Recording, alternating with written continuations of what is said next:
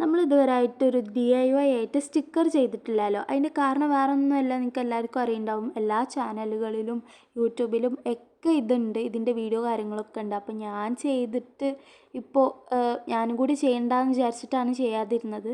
അപ്പോൾ ഞാനിത് ചെയ്യാനുള്ള കാരണം എന്ന് വെച്ചിട്ടുണ്ടെങ്കിൽ ഒരു കമൻറ്റ് കണ്ടിട്ടാണ്. വേറെ ഒന്നുമല്ല, നമ്മുടെ സബ്സ്ക്രൈബർ ഒരു കമൻറ്റ് ഇട്ടിട്ടുണ്ടായിരുന്നു, ഒരു സ്റ്റിക്കർ DIY ആയിട്ട് സ്റ്റിക്കർ ചെയ്യുമോ ചോദിച്ചിട്ട്. അപ്പോൾ അത് കണ്ടിട്ടാട്ടോ ഞാനിത് ചെയ്യുന്നത്. അപ്പോൾ ആ ഒരു കമൻറ്റ് കണ്ടപ്പോൾ സത്യമായിട്ട് ഞാൻ ഭയങ്കര ഹാപ്പിയായി. വേറെ ഒന്നുമല്ല, എനിക്ക് ആദ്യമായിട്ടാണ് ഇങ്ങനെ ഇത് ചെയ്യുമോ എന്നൊക്കെ ചോദിച്ചിട്ട് കമൻറ്റ് വരുന്നത്. അപ്പോൾ ആ കമൻറ്റ് ഇട്ട ആളിത് കാണുന്നുണ്ടെങ്കിൽ പ്രത്യേകിച്ച് കമൻറ്റ് ചെയ്യാം കേട്ടോ. അപ്പോൾ എല്ലാ ചാനലുകളിലും പോലെ തന്നെ എല്ലാം സിമിലർ ആയിട്ടുള്ള മെത്തേഡും കാര്യങ്ങളൊക്കെയാണ്.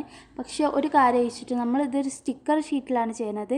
ഈ സ്റ്റിക്കർ ഷീറ്റ് നമുക്ക് നമ്മുടെ ഫ്ലിപ്കാർട്ടിലും ആമസോണിലൊക്കെ ഓർഡർ ചെയ്യുന്ന സമയത്ത് നമ്മുടെ പെട്ടിൻ്റെ ഉള്ളിൽ ഒരു ബില്ല് കിട്ടും. ആ ഒരു ബില്ലിൻ്റെ സ്റ്റിക്കർ ഷീറ്റാണ് കേട്ടോ. ഇഷ്ടമായ ലൈക്ക് ചെയ്യാനും ഷെയർ ചെയ്യാനും കമൻറ്റ് ചെയ്യാനും സബ്സ്ക്രൈബ് ചെയ്യാനും മറക്കണ്ട.